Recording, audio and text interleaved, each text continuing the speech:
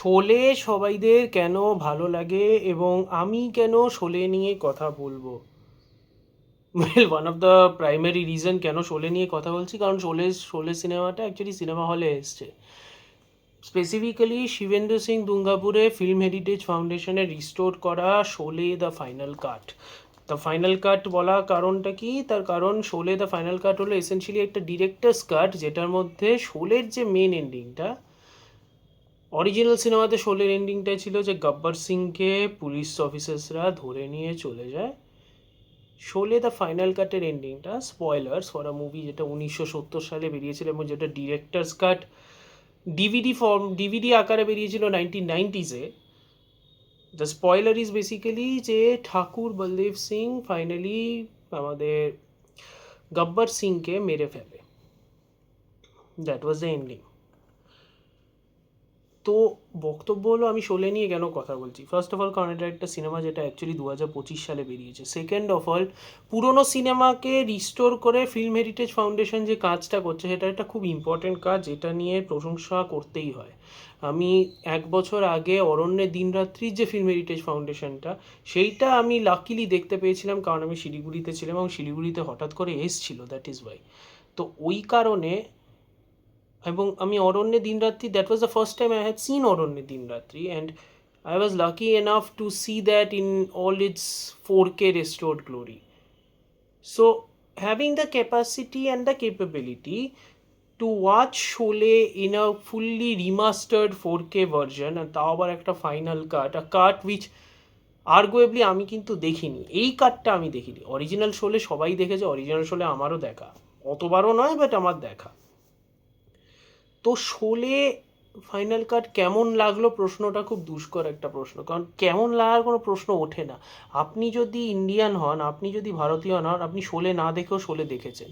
শোলে হলো এমন কয়েকটা সিনেমার মধ্যে পড়ে, যেমন দিলওয়ালে দুলহানিয়া লে যায়েঙ্গে, যে সিনেমাগুলো যদি আপনি নাও দেখে থাকেন তাও দেখেছেন। তার মানেটা হলো it is baked into your DNA in a way. It is baked into an Indian collective consciousness, চেষ্টা না করলেও। জেনারেশনাল, সিন্স 1970s থেকে জিনিসটা না খুব জেনারেশনালভাবে চলে আসে। তার অনেক কারণ হতে পারে। তার পলিটিক্যাল কারণ আছে, বেসিক সিম্পল এন্টারটেনমেন্ট ফ্যাক্টর আছে, সুপারস্টারডম কতটা একটা সিনেমার গ্রেটনেসকে টানতে পারে সেটা আছে, খুব simple story mix and match করে সালিম জাভেদ যেভাবে একটা সুন্দর মিক্সচার করতো। কারণ দেখুন, আমরা কারণ দেখুন সিনেমাটা যতটা স্প্যাগেটি ওয়েস্টার্ন থেকে ইন্সপায়ার্ড, যে কোনো ধরনের স্প্যাগেটি ওয়েস্টার্ন, ততটা সেটা once upon a time in the west থেকে ইন্সপায়ার্ড। সিনেমাটা ততটাই অনেক ধরনের হিন্দি মেলোড্রামা সিনেমা থেকেও inspired, but there is of course a punch. পাঞ্চটা কি? Masala film মেকিংয়ের punch. সবকটা জনরাকে একসাথে মিক্স করে এমনভাবে প্রেজেন্ট করা একটা সিনেমাকে যাতে সমস্ত অডিয়েন্স সেটাকে এনজয় করে। এটার এক্সট্রিম ভার্সন হলো যেটা অনেকে বলে হলো ব্লক ফিল্ম মেকিং। সিনেমাটা ব্লক চলতে থাকে, যে কারণে একটা শোলের মতো সিনেমা অ্যাকচুয়ালি কাজ করে হলো একটা স্ক্রিন প্লের ক্ষেত্রে বা একটা ন্যারেটিভের ক্ষেত্রে। সিনেমাটা না অ্যাকচুয়ালি জানে কোন টাইমে জিনিসটাকে আগাতে হবে। মানে ধরুন একটা সিন আছে, ধরুন শোলের একটা ইম্পর্টেন্ট সিন হলো যখন জয় আর বীরু বিফোর দ্য ক্লাইম্যাক্স, জয় আর বীরু যখন ফাইনালি কথাবার্তা বলছে এবং ওরা ইম্যাজিন করছে অ্যাবাউট দেয়ার ওয়ার্ল্ড এবং ওদের সো কল্ড ফিউচার নিয়ে, তারপরে হঠাৎ করে বীরুকে বলে যায় যে তুঝে তো याद भी नहीं है, सुबह के 10 बजे तेरे को बसंती के साथ मिलना है। তখন বীরু বাসন্তীর সাথে দেখা করে, আর ওই সময়টাতেই বাসন্তীর উপরে কিডন্যাপিংটা হয়। সিনেমাটা কিন্তু এসেনশিয়ালি একটা ব্লক অফ ফিল্ম মেকিং থেকে আর একটা ব্লকে চলে গেল, একটা রোম্যান্স ট্র্যাক বা একটা ইমোশনাল ট্র্যাক থেকে হুট করে আরেকটা ট্র্যাকে চলে গেল।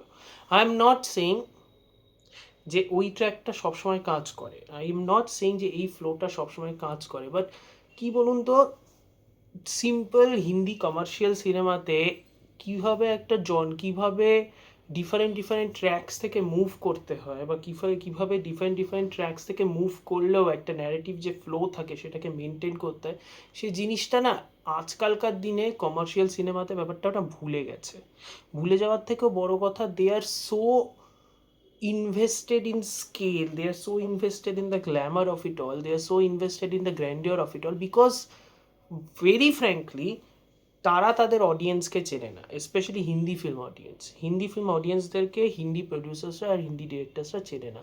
শোলে সিনেমাটা দেখে বোঝা যায় যে একটা অডিয়েন্সের পালসকে বুঝে কিভাবে একটা টিম অফ একটা স্ক্রিন রাইটার ডুও এবং একটা ডিরেকশন এবং একজন ডিরেক্টর কিভাবে তারা একটা ক্রাফট মেনটেন করতে পারে। কারণ again, all that being shed, আপনি যদি আর.ডি. বর্মনের মিউজিকও শোনেন শোলের মধ্যে, আপনি দেখবেন যে ওটার মধ্যে এনিও মরিকোনির অরিজিনাল স্কোরে প্রচুর ইনক্লিনেশন পাবেন, প্রচুর। কিন্তু তার মানে তো এই নয় যে আমি because I can identify the source, তার মানে তো এই নয় যে আমি সিনেমাটাকে খারাপ বলবো। একটা সিনেমা যে কপি করছে, সেই কপি করতেও আমি খুব সিম্পল কথা, আমি একাডেমি অফ ফাইন আর্টসের টাইমে বলেছিলাম, একটা সিনেমা যে কপি করছে সেই কপি করতেও দম লাগে। একটা সিনেমা যে কপি করছে, কোন এলিমেন্টসকে কপি করতে হয়, সেই কপিগুলোকে কি করে মিশ্রণ করতে হয় যাতে জিনিসটা কমপ্লিটলি 1-to-1 একটা রিমেক না হয়ে যায়, বরং হোমাজগুলো সিমলেসলি একটা তোমার লেখা বা একটা তোমার ন্যারেটিভের মধ্যে এক্সিস্ট করতে পারে, সেটা ম্যাটার করে। আর সব থেকে বড় ব্যাপার হলো শোলে আর একটা জিনিস করে, যে কারণে যে হোমাজের ব্যাপারটা, সেই হোমাজের ব্যাপারটা এতটা চোখে পড়ে না, তার সেটা হলো শোলে ফিল্ম মেকিংয়ের দিক থেকে কিন্তু একদম অলমোস্ট পিচ পারফেক্ট। তার কারণটা হলো, আপনি দেখবেন যখন রামগড়ে গ্রামের মধ্যে যখন ঢুকছে, দের আর মেনি সিনস যেখানে সাউন্ডের উপরে ফোকাস করা হচ্ছে, ওয়ার্কার্সরা যে কাজ করছে, তাঁতিরা যে তাঁত বুনছে, ওগুলোর আওয়াজ, লোকেরা যে কাজ করছে সেগুলোর দিকে ফোকাস করা, একটা ক্যামেরা একটা কিছুক্ষণের জন্য ওই জায়গাটাতে লিঙ্গার করা, এটাকে বলে, এটাও হলো একটা ওয়ার্ল্ড বিল্ডিং। এটাও হলো এক্সপোজিশন থেকে বেরিয়ে একটা ওয়ার্ল্ড বিল্ডিং, একটা ওয়ার্ল্ড বিল্ডিং যেটা আপনাকে ইমার্স করে একটা ওয়ার্ল্ডের মধ্যে। সিমিলারলি এই সিনেমার মধ্যে আপনি দেখবেন অনেক জায়গাতে কিন্তু ব্যাকগ্রাউন্ড মিউজিক থাকলেও অনেক জায়গাতে কিন্তু ডায়ালগস খুব কম, সিনেমাটা কিন্তু পুরোপুরি ভিজুয়ালসের মধ্যে দিয়ে কিন্তু খেলছে। শোলের মতো একটা সিনেমা যেটা 1970s, দো টু বি ফেয়ার, যেহেতু এটা 1970s সেই জন্যই হয়তো ব্যাপারটা আরও বেশি কাজ করছে, না হলে হয়তো ব্যাপারটা এত ভালোভাবে কাজ করতো না। বাট আপনি যদি দেখেন যে কতটা সাইলেন্সের উপরে বেসড করে সিনেমাটা হয়,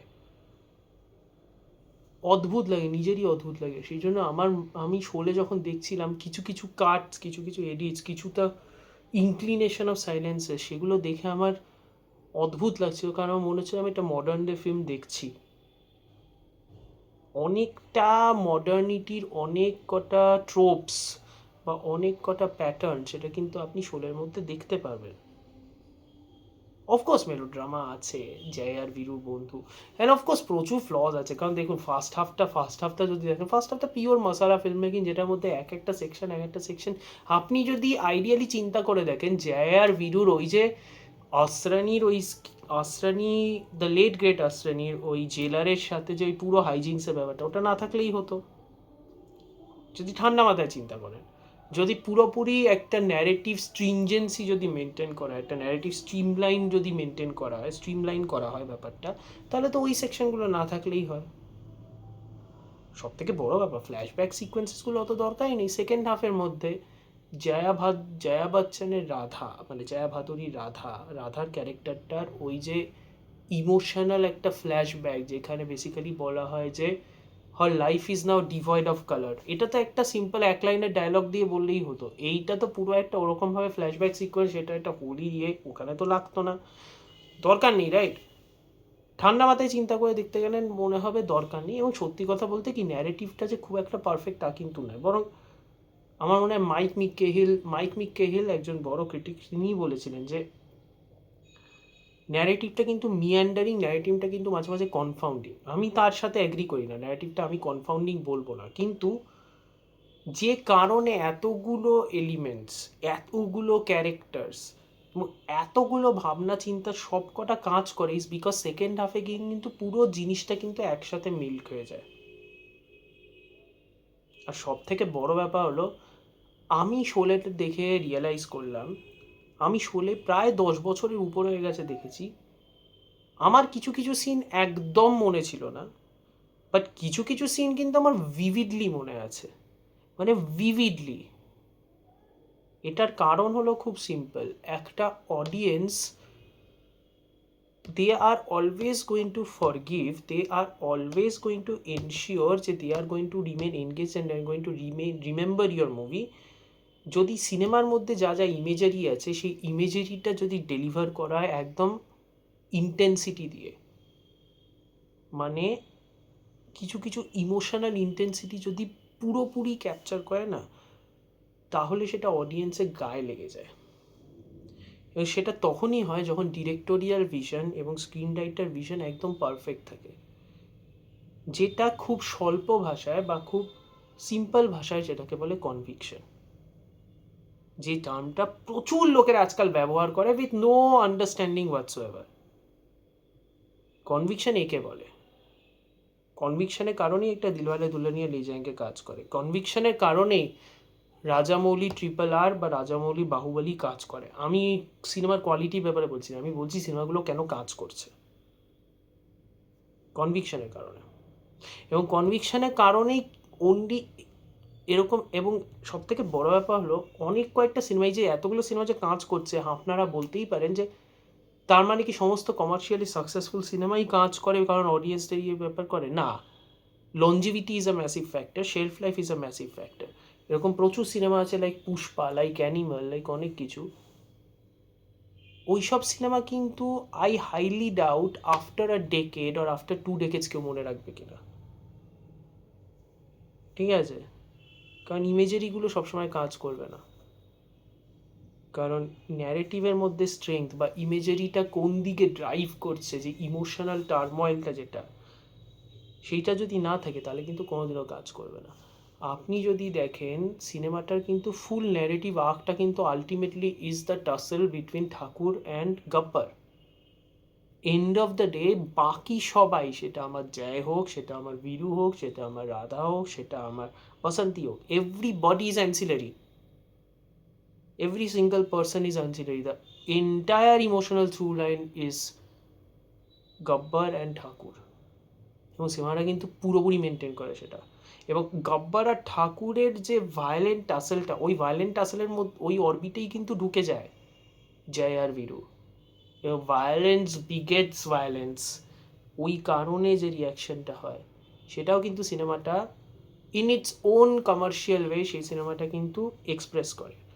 সব থেকে বড়ো ব্যাপার হলো এই ফাইনাল কাটটা বা এই ডিরেক্টার্স কাটটা ওয়ার্ক করে ভেরি সিম্পলি, তার কারণ এই ডিরেক্টার্স কাটটা যে এন্ডিংটা, যেখানে ঠাকুর বলদেব সিং ফাইনালি গব্বর সিংকে মেরে দেয়, narratively speaking this makes more sense. Narratively speaking এই সিনেমাটা অনেক ভালোভাবে এন্ড করে বিকজ অফ দিস। একটু গুফি ফাইটিং সিকোয়েন্সটা, কারণ এটা দিস ওয়াজ দ্য 70s, একটু গুফি অ্যাকসেপ্ট করছি, বাট ম্যাটারটা হলো যে Sholay Sholay is always going to have a special place in every Indian's heart. আর আপনারা যদি চিন্তা করছেন যে অ্যাভাটার ফায়ার অ্যান্ড অ্যাশ দেখবেন না শোলে দ্য ফাইনাল কাট দেখবেন, তো টু বি ফেয়ার কেনই বা চিন্তা করবেন? আপনাদের যদি মনে হয় যে আপনারা শোলে আরেকবার দেখে আসতে পারেন, প্লিজ দেখে আসুন। অনেস্টলি স্পিকিং রেস্টোরেশনটা দুর্দান্ত হয়েছে, একবার প্লিজ দেখে আসুন, দেখে আসাটা দরকার। বাট অলসো দেখে আসুন just to remember your self কি what good Indian commercial cinema or what good Western movies that take inspiration from other movies but still manage to stand out on its own actually look like. Thank you so much for watching this video. আবার বাংলায় করছি, I hope you guys like it. Do like, do share, do subscribe. Thank you.